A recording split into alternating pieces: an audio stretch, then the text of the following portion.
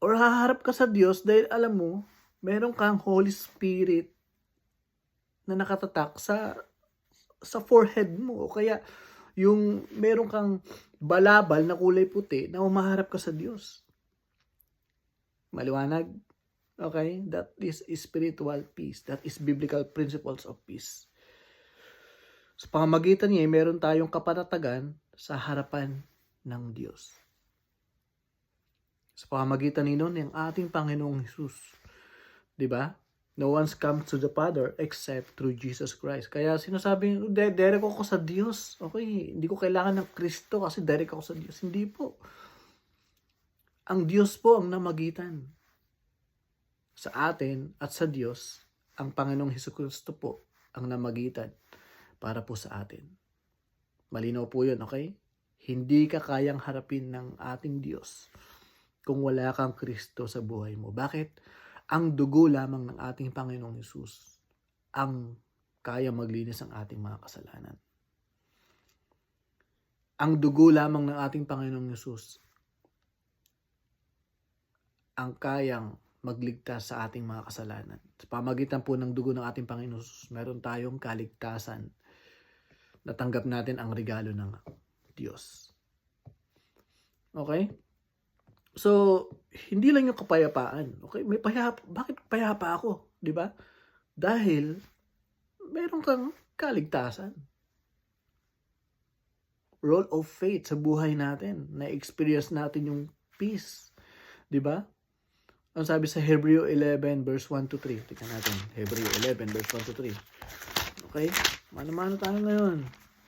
Tingnan natin kung alam nating buklatin yung ating mga Biblia.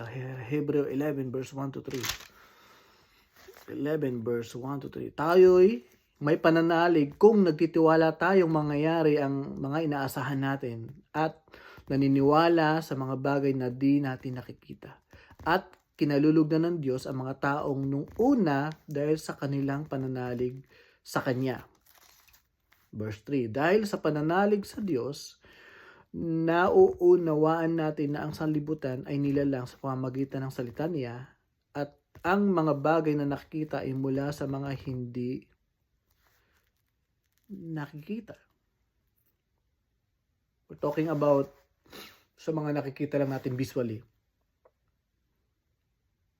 Minsan nagdedesisyon tayo sa buhay natin dahil nakikita natin visually na yan siya, okay? All I have to do is para may mga steps tayo na makuha yon. Well, gaano kalaki ang ating pananampalataya? Nanalangin tayo na makukuha natin ang ating mga pangarap. Well, visually makikita natin yun kasi may mga steps tayong gagawin. 'Di ba?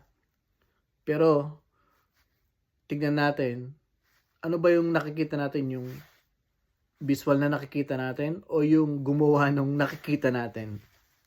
O, 'di ba? Ang Diyos, sa Diyos po tayo tumingin. Okay? So, biblical passages that describe God as our source of peace, ang Diyos, 'di ba? Sa Philippians 4:7, alam niyo po,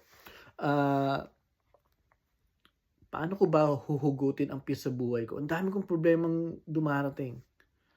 Well, it's time to realize na hindi ka excuses o hindi ka excuse